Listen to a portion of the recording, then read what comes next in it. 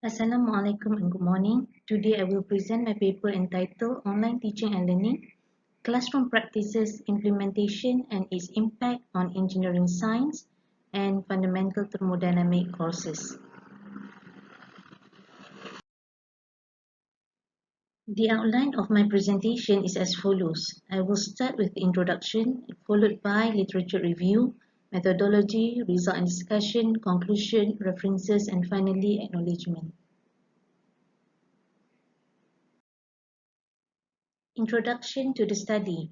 Online teaching is a method of education that takes place in a fully virtual environment and involves higher technical requirements to be conducted.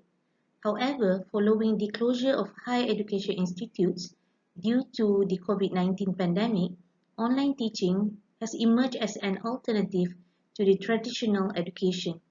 Thus, the transition to online education is important to ensure accessibility and continuation of the learning process.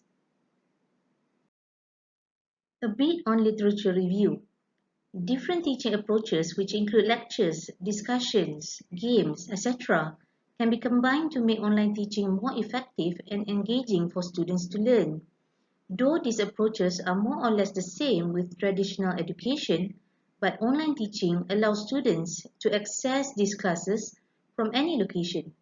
Despite many benefits offered through the online education, one of the drawbacks is the online feedback can be slower compared to the face-to-face feedback in the traditional classroom. Two problems were identified under this topic. The first problem faced in online teaching is the sudden migration from conventional to online teaching that is caused by the closure of universities and colleges. The suspension of all on-campus education activities had disrupted the teaching and learning process the most, besides delaying the intake of new students as well as the planned academic conferences and workshops. However, this problem can be solved through the adoption of online teaching and learning. This action helps provide a teaching medium that can deal with the needs of students during this uncertain period. The second problem is online teaching is adapting to the new normal. The implementation of online teaching and learning had pushed the academicians to effectively design their content delivery despite their lack of skill and inexperience with the application. However, continuous technical support from the university was found to improve the academic readiness and lessen the anxiety among the academician in acquiring new skills in the shortest time. Moving on to methodology. There are three stages to the methodology. Questions for questionnaire were developed during the planning stage. Questionnaire were distributed during the implementation stage. And finally, data analysis. However, there are two limitations in this study. One, the use of convenient sample, a sampling method, and two, the small sample size. Analysis on online classroom practices. Some of the approaches used in the online classroom include lectures, group presentation, discussion, problem solving, and online games. From Figure 1, the adoption of the collaborative learning among bachelor students resulted in 63.2% of the students agreed that the approach allowed them to take more responsibility, and 52.6% of the students agreed the approach helped foster their confidence. Only 16.7% of diploma students agreed that the approach used encouraged them to speak in class compared to bachelor students, with a 63.2% as normal lecture was applied to the diploma students. 57.9% of bachelor students and 50% of diploma students agreed that creating online games in groups encouraged them to be involved in the lesson through this activity. However, 10.5% of bachelor students and 4.2% of diploma students indicated that they disliked the approach used in this online class. From Figure 2, 31.6% of bachelor students and 41.7% of diploma students indicated that they are comfortable switching on their cameras during class. By having the camera on, the teacher can benefit from the nonverbal cues from the students, such as their facial expressions, body language, eye contact, etc., and adjust their teaching accordingly. However, 42.1% of bachelor students indicated that they are not comfortable switching on their cameras during online learning compared to 16.7% of diploma students. And from figure 3, 78.9% of bachelor students and 54.2% of diploma students indicated that they like the approach used in the respective courses. Analysis on online classroom implementation. From figure 4, 84.2% of bachelor students and 70.8% of diploma students indicated they were given time to complete a task or questions.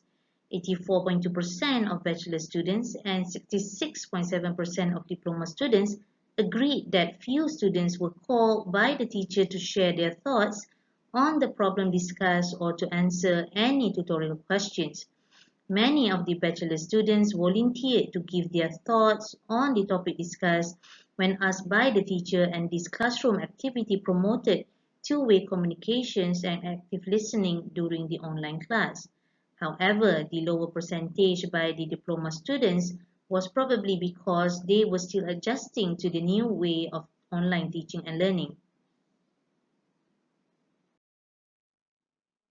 From figure 5, 94.7% of bachelor students and 91.7% of diploma students indicated they were satisfied with the student-teacher interactions. This is due to the implementation of the synchronous methods during the online teaching and learning that requires the attendance of both teacher and students.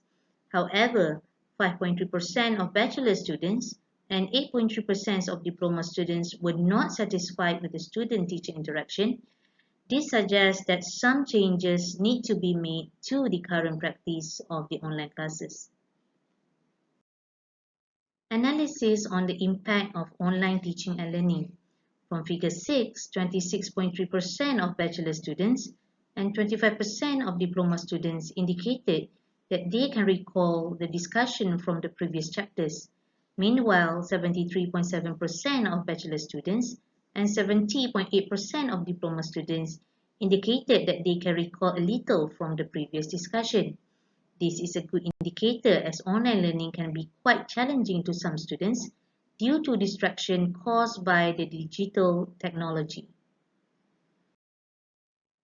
From figure 7, 47.4% of bachelor students and 33.3% of diploma students indicated that they could understand the topics discussed during the online learning. Meanwhile, 42.1% of bachelor students and 66.7% of diploma students indicated that they could understand a little. However, 5.3% of bachelor students indicated that none of the topics discussed were understood. These can be related to some students that experience feeling stuck and confused that might lead towards blockage in the learning process. Finally, from figure 8, 42.1% of bachelor students and 16.7% of diploma students rated the overall online teaching and learning as excellent. Meanwhile, 42.1% of bachelor students and 41.7% of diploma students graded the online teaching and learning as good. 15.8% of bachelor students and 33.3% of diploma students rated the online teaching and learning as average. No students rated the online teaching and learning of these courses as poor, but small percentage of students rated the online teaching and learning as below average. From the later findings, some improvements need to be done to make the online teaching and learning more effective. From the discussion, the study came out with the following conclusion. 1.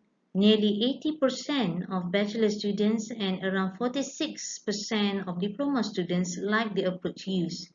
2. More than 90% of bachelor and diploma students indicated that they were satisfied with the student-teacher interaction. However, the practice and implementation of the online classroom needs to be further enhanced to provide the students with the best online learning experience. Of course, this survey does not represent the views of all students at the university, but this survey helped gather information on how the current online teaching and learning can be further improved. The references used for this study are as follows. Before I end the presentation, I would like to take this opportunity to thank the bachelor and diploma students that enroll in these two courses for providing feedback and suggestions on the survey conducted. I also appreciate the support from the Center of Research and Innovation UniKL for granting permission to conduct the survey on UniKL students. That is all from me. Thank you.